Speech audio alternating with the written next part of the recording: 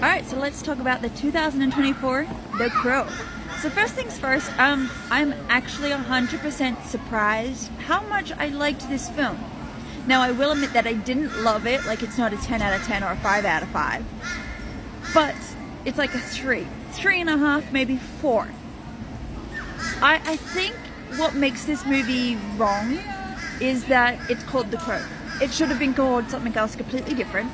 What's wrong is the fact that a lot of people associate the title The Crow to the 1994 Brandon Lee film. Also the fact that the directors of this film have said that it's not a remake of the 1994 movie. It's instead taking inspiration from the source material, which is the comic books from the late 80s to the early 90s, which ran for about 40 editions. 40 books? Which is one thing, because you've got 40 books to go off for inspiration. Now I know that James Barr, the original creator of The Crow, based his inspiration for his book off his own personal heartbreak, which was the fact that he lost his fiancée, he lost his woman, he lost the love of his life in a tragic accident, and this writing The Crow was his coping mechanism to escape grief. The 1994 film was a beautiful, poetic, yet heartbreaking film about personal grief, not only to do with the original comic book writer, but also with Brandon Lee's tragic passing. So you got two tragedies already attached to that.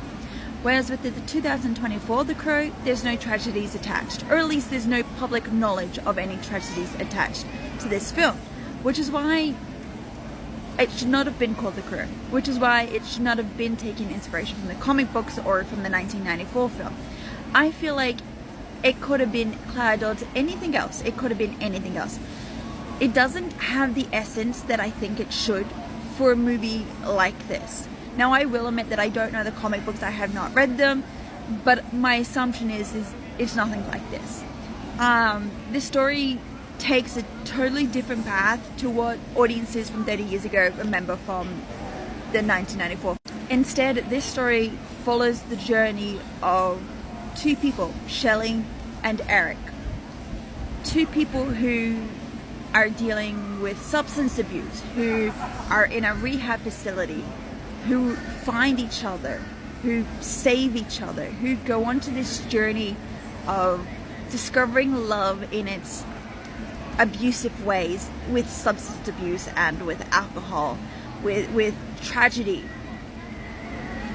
When Eric learns what Shelley did, discovering that she was a murderer, that she was influenced by someone else to be a murderer, Eric is then brought into her little rabbit hole of games, and ultimately he's forced to choose between love, self-sacrifice, or getting revenge. Which is why I don't think it's what I've seen from the movie that's 30 years old. I feel like, to me, this is a story that tried its hardest to be its own film, tried its hardest to shake away the knowledge that audiences know today, tried its hardest to create these characters that embody what we think we don't know. It's beautiful in its own little beautiful way. It's beautiful in the fact that it tells you this story that broken people can still fall in love, that broken people can find love in the oddest and most dangerous ways, that self-sacrifice in love is still key, that even if you do something as dangerous as murder or take drugs or party a little too hard, you can still have a redemption arc. And that's what this movie is trying to tell you, that there is a redemption arc for those who think there is no redemption for them. Yes, it's still got its supernatural ways, but the way that it does its supernatural ways in this movie is a lot different to the 1994 film. It's a lot more, I don't want to say clear cut, but it is definitely a lot more self-aware with its supernatural essence. If Eric doesn't know what's going on, neither do we. When he's constantly playing the Groundhog Day of going back to this purgatory train station, we sit there going, what?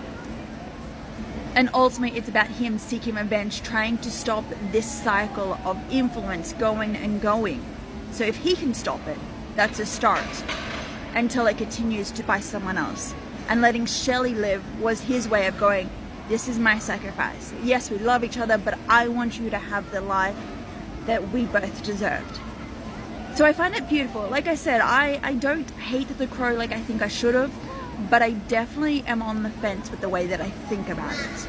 And I understand that audiences, Charlie, I'm looking at you, will definitely be like, no, we are not seeing this. No, we think it should just not exist. But honestly, take away the Crow title. Take away the marketing that they've used so far. It's a love story. It's a tragic love story about self-redemption, revenge, and forgiveness in its own little way.